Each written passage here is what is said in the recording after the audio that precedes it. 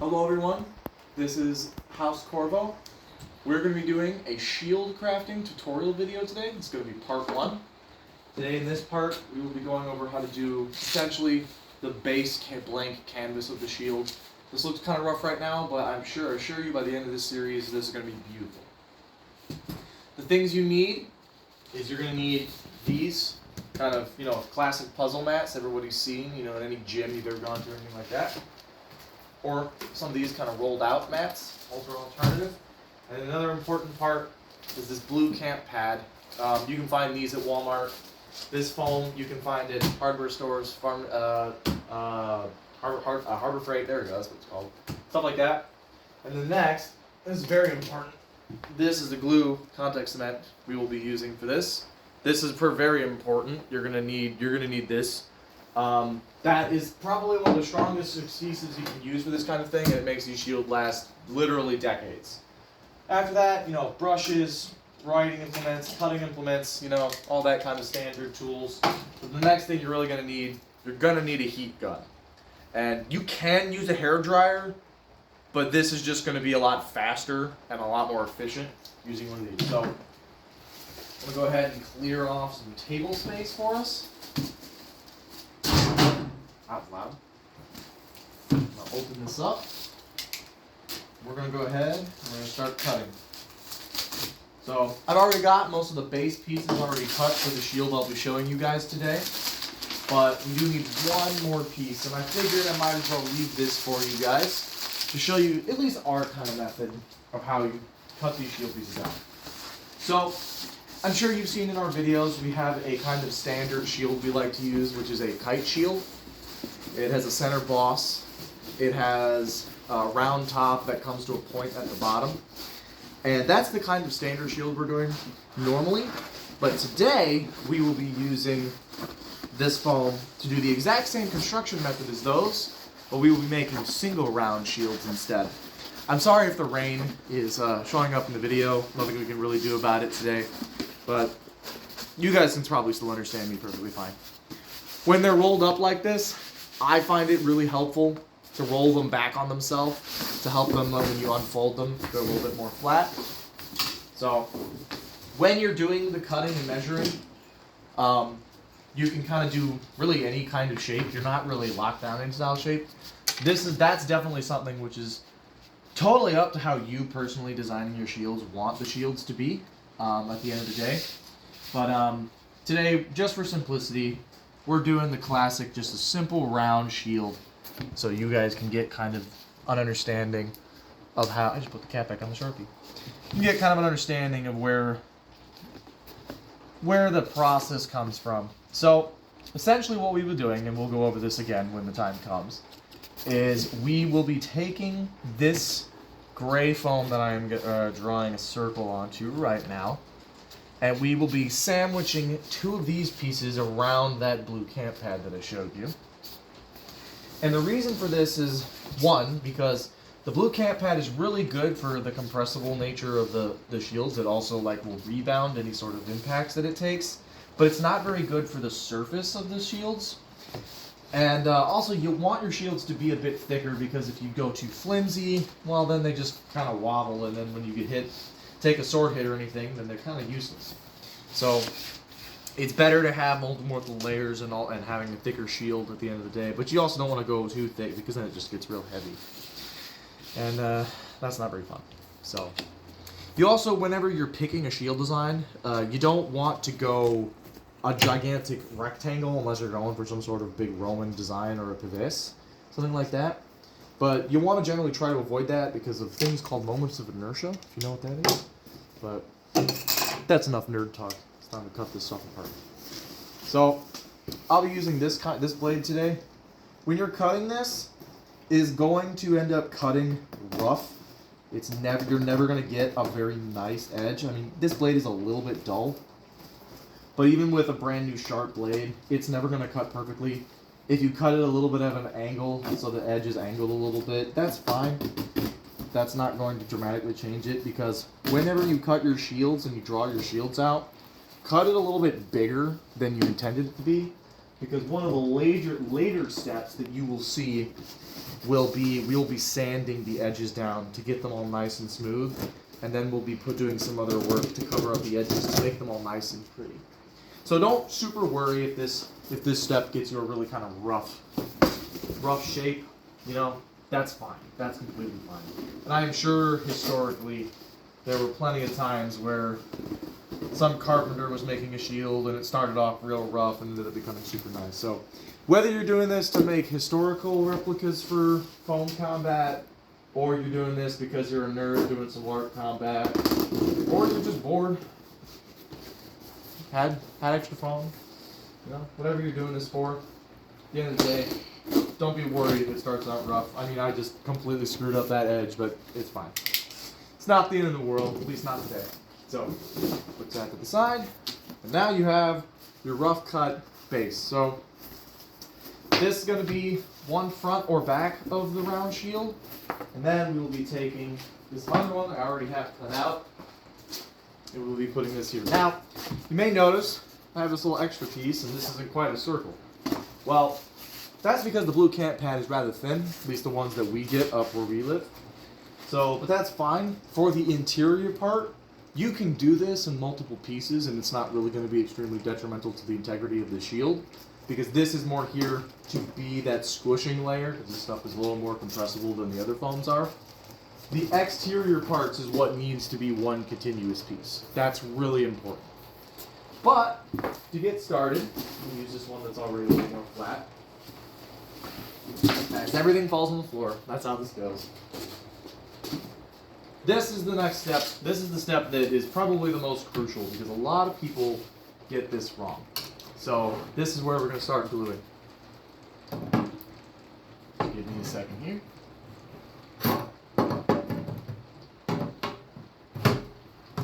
You're supposed to do this with a screwdriver. I couldn't find mine, so I'm just doing it this way. Don't mind me.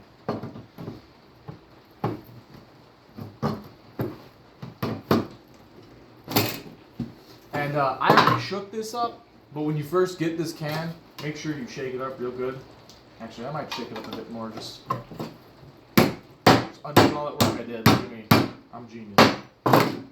But yeah, you want to make sure this stuff is shaken up nice and good, because otherwise your glue will be too thin, and then it won't apply nicely. Because part of what this glue does with this foam is it sinks into the foam slightly, and then when you glue it, it kind of, for lack of a better term, almost welds the foam together.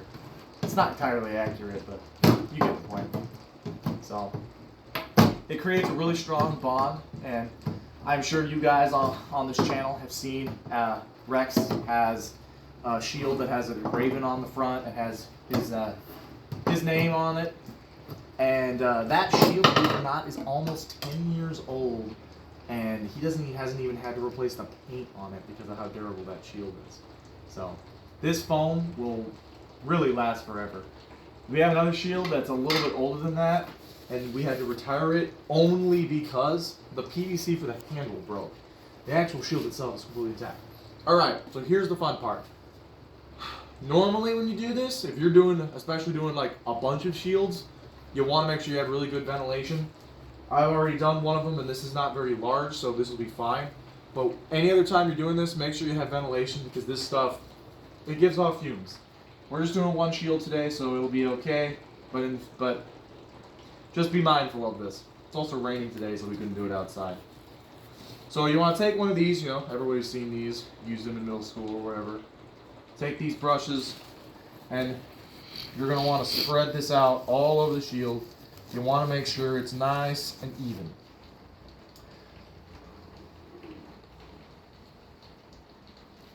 And another important part when you're doing this is you want to make sure you get the edges. If you don't get the edges, then the edges won't bond together, and then all it takes is one wrong move or something to slide in there and get between your shield, and now your shield's falling apart in the middle of a battle. And as funny as that would be, that's not really ideal. So,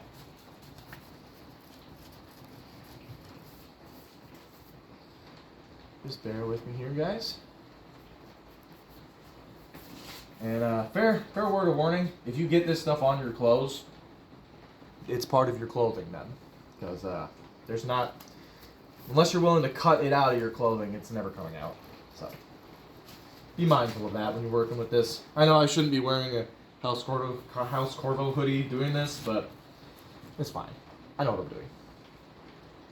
Speaking of House Corvo hoodies, we are currently in the works to get up an Etsy page.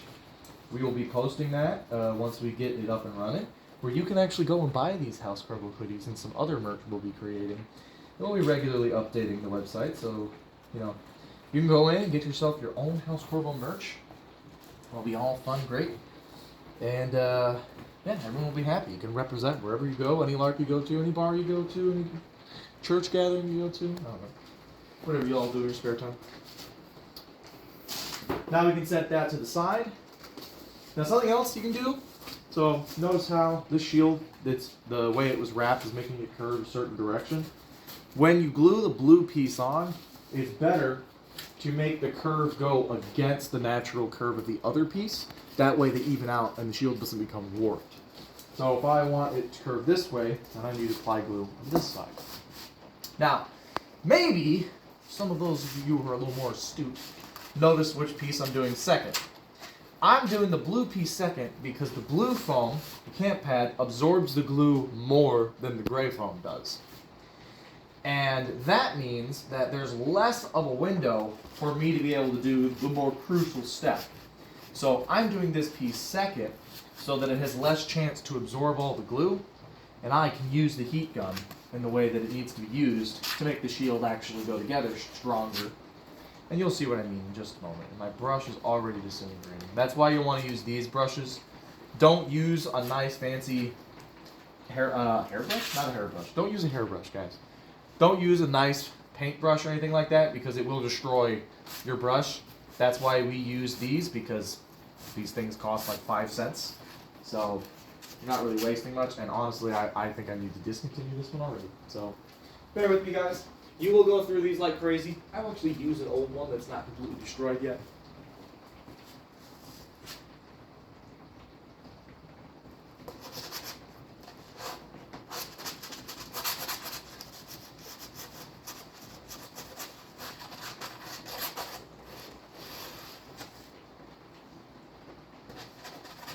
Oh, I got some on the table. That's alright.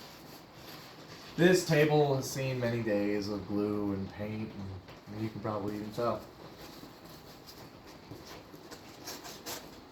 I know it's been a minute since we posted some stuff.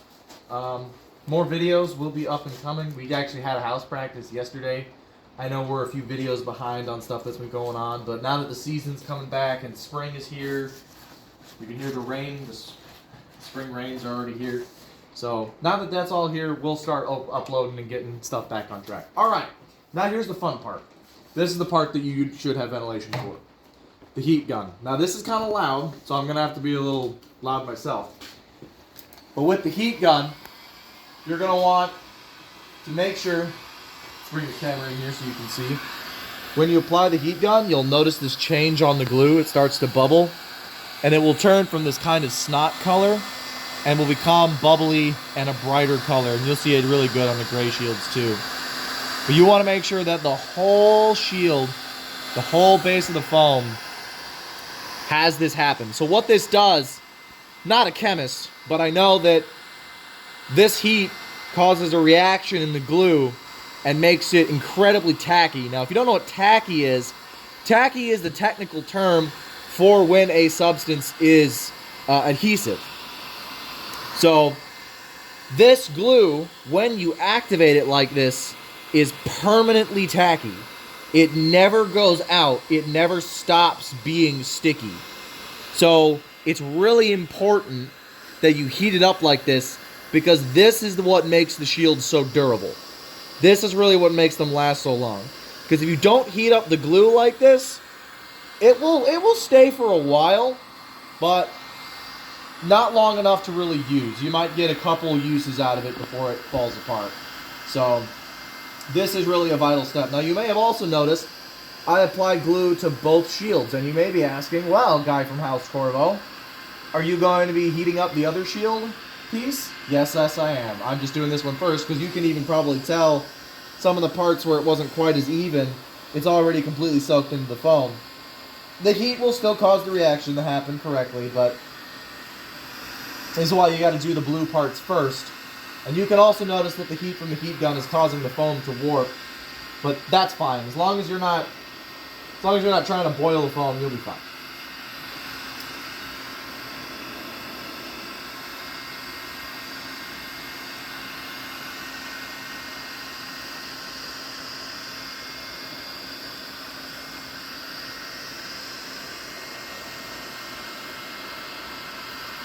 Alright, we're almost done with the blue sheet part of the shield. Alright. Now, we're going to take this, we're going to put it to the side.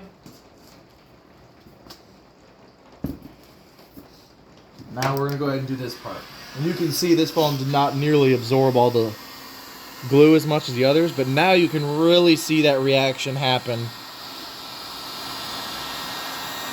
Ooh, man, that stinks.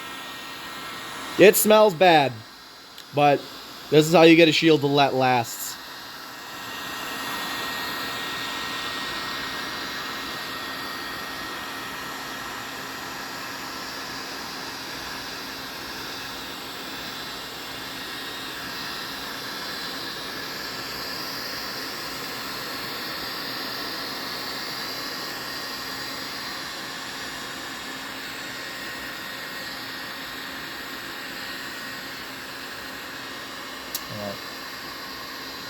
Like I said before, getting the edges is really important.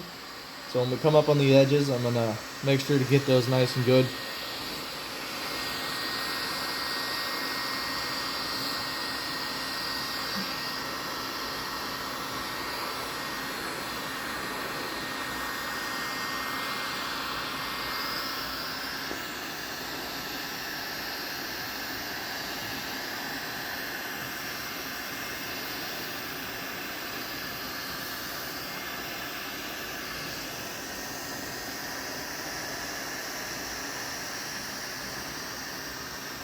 It's a tedious process, but trust, it's worth it.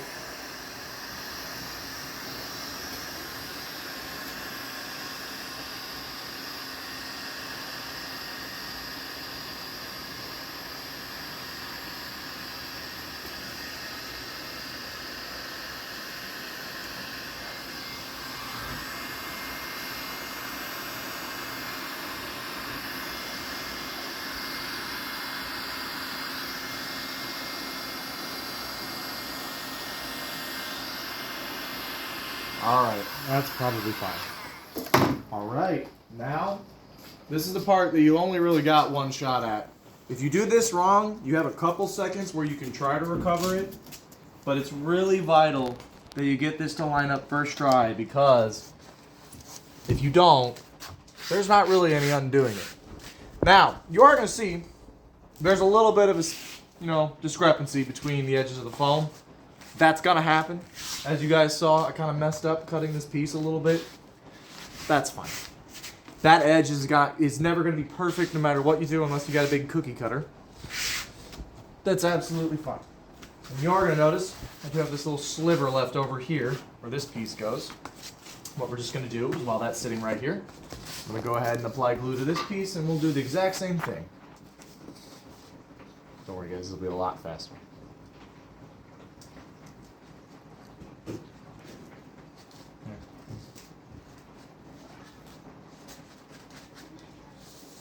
Final step. Apply the last little bit on here. Alright, now, this is going to be annoying, but this piece is going to want to bend on you more than any others. So what I like to do is I like to hold it like this.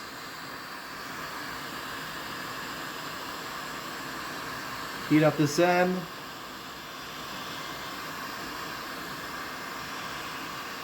Now, if you got sensitive fingers, you don't want to heat blast your fingers.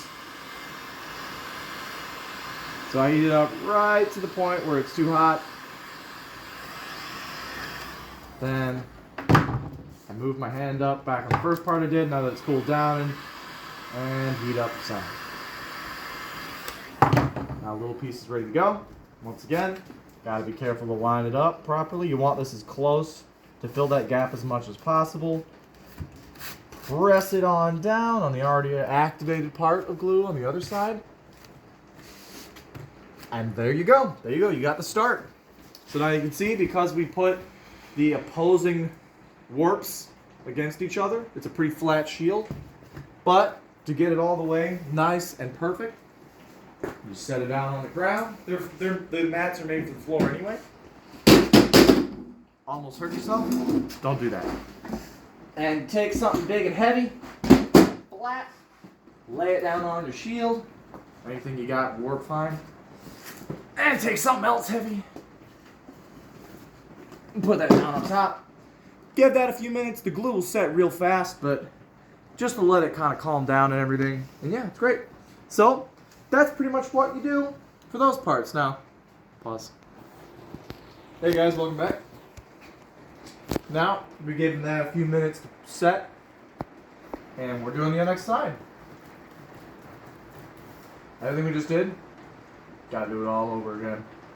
But this one will also be a lot easier because you don't have to do the two separate pieces now. You do it all as one. So, also it's pretty easy. It's a lot easier to line up. So after we do this, oh, even this brush is dying now. Look at that. So after we do this step and we get both halves glued together, then we'll move on to the last step that we're going to show you guys in this video, which is going to be the cutting out of the center hole. The reason we're including that in this video is because this is the stage you're going to do that at. There are going to be more steps where you can get more complicated, more, you're going to need other tools, you're going to need other materials. But just for this video, this is the step where you would do this at, even though you can save it for later. Don't know why you wouldn't. Next video, probably going to be mostly focusing on the creation of the shield boss, because these shields that we're creating are going to have bosses because they're just simple rounds. If you are trying to do a strapped shield, a shield with any sort of strapping, that is going to prove difficult, because with this shield construction, any sort of material that you try to embed into the foam, which believe me, I've tried, really just rips out of the foam, because while the glue holds the strap in perfectly fine, whatever you use for a strap rips through the foam over time. Don't get me wrong, when I say over time, I mean over a few years, but it does eventually rip through the shield and ruin your shield, and we're doing this to make something that lasts at the end of the day. So, generally I would advise to make a shield that has a center grip, and also because they're just easier to construct, in my opinion, and also superior to fight with, also my opinion. Alright, that side with all the glue on it. We'll do it over here. Now we're going to roll back to our old friend, but I'm going to replace this brush. Just give me 1 second, guys. There we go. Nice and big brush too, look at that. Beautiful.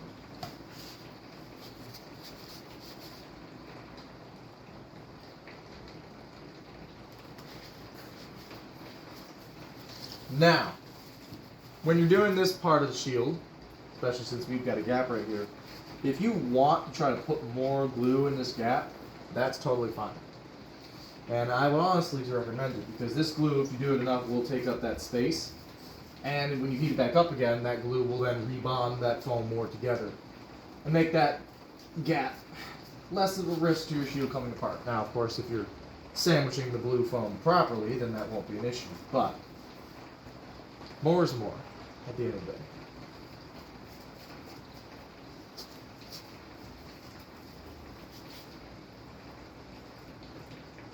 When you get real good at this, you can do this pretty fast.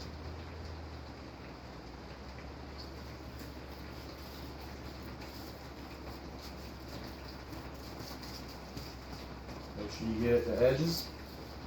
Make sure you get relatively even application of the glue.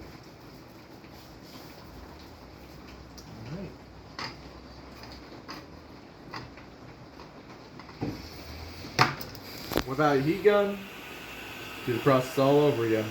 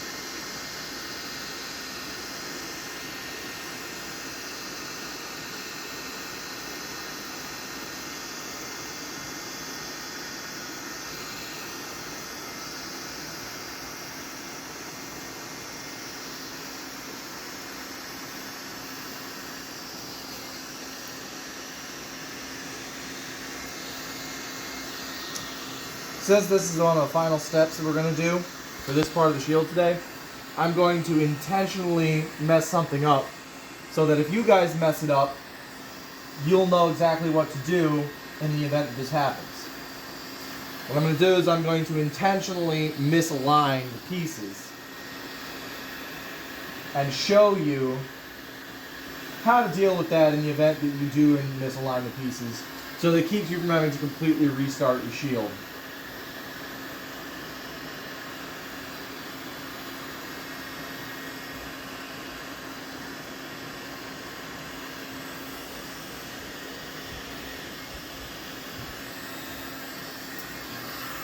One more thing with the heat gun, when you're applying it to the blue foam, and really any of the foam, don't get too close and overheat a section of the foam, because if you do that, you'll start burning the foam, and that, if you do it too much, can severely weaken the structural integrity of your shield. So be mindful.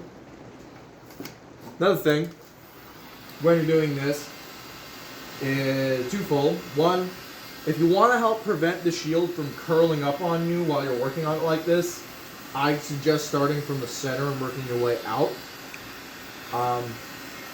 It just, in my experience, it seems to keep that problem from happening as extreme because it makes the center sag before the rest of it curls in. You still get the problem, but it's less so. Another thing to keep in mind with this heat gun, and this sounds dumb, but this has been a problem before. Keep in mind where you plug your heat gun into, because this thing draws a lot of current, and it has blown our circuit breaker every now and then. So,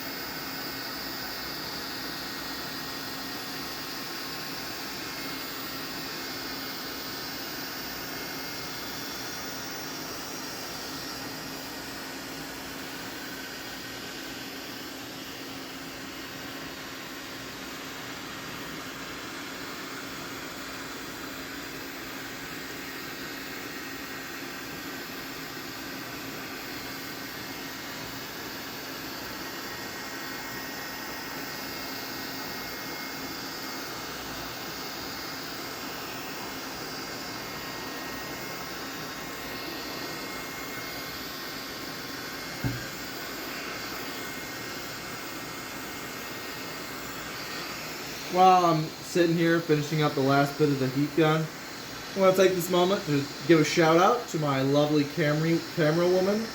Say hi, Autumn. Hi. She is probably one of the most loyal and most valuable members of the house. You've seen her in several videos, and I'm sure you'll see her in many more.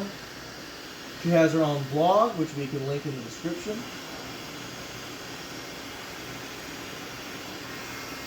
And we love her very much.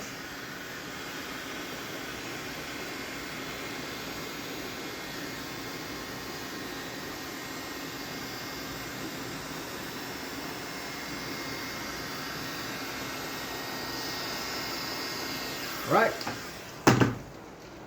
Oh, the rain has really picked up. Sorry about that, guys. Something I'd recommend, taking your more complete piece, putting that down first. and laying your overlap piece on top. Now, oh no, I've misaligned the foam. You have to do that almost instantly. If you take too long to notice that your foam is misaligned, you're not getting that foam back. You're not getting the foam off of the glue. You have to get that real fast. If you take too long to notice, you're screwed. But this time, looks like, I want to make sure you get the air bubbles out of there. This time it looks like we have a really good weld with the glue. Now we got a nice, you can see that, barely any curve to it. Nice finish. Now let's go ahead and put our lid back on our glue because you don't want to be filling the room with glue. Glue fumes. I'm going to go put these away.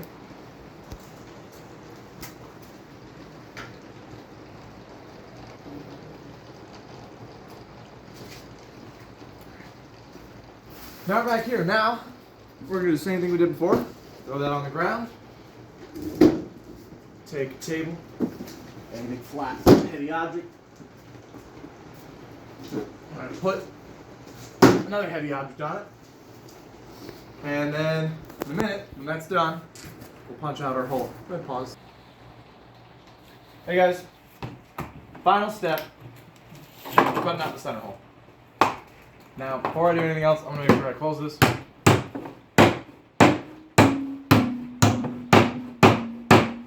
That made a fun sound.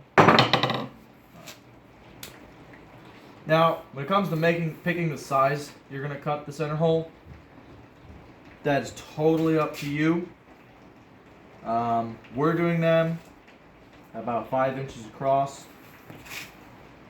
We found that fits most people's hands. And with how deep the shield bosses are going to be, it will work totally fine. Now, when you cut this hole, it's gonna be really rough, and unfortunately, it's really not easy to come in there and clean up the edges of the hole.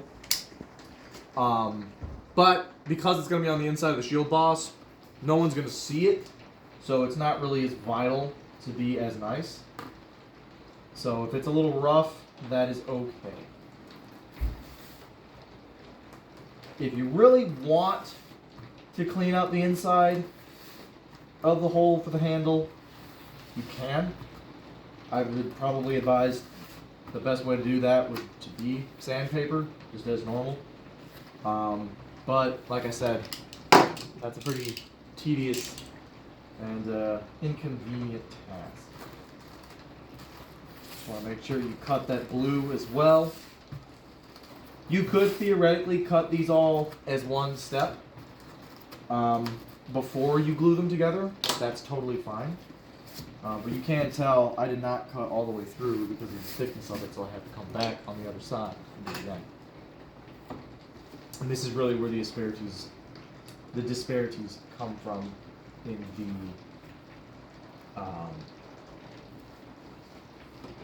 the holes on the shields.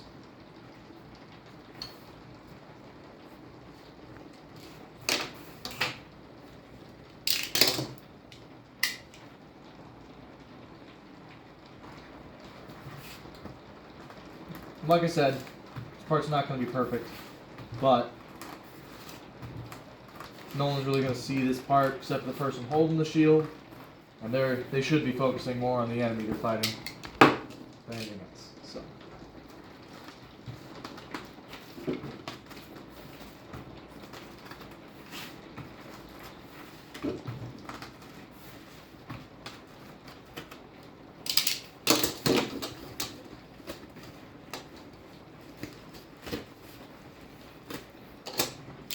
Yep. And you can come in here with a knife and clean this up a little bit.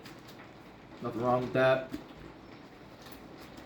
But looks like this time we got a relatively even cut along the whole thing. So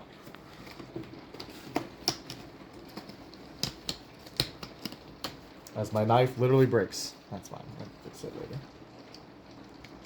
There you go. Alright, yeah, these little scraps. Yeah, that's not a very clean cut, but that's the way this part of the shield making process goes. I'm just gonna cut this little piece off right here.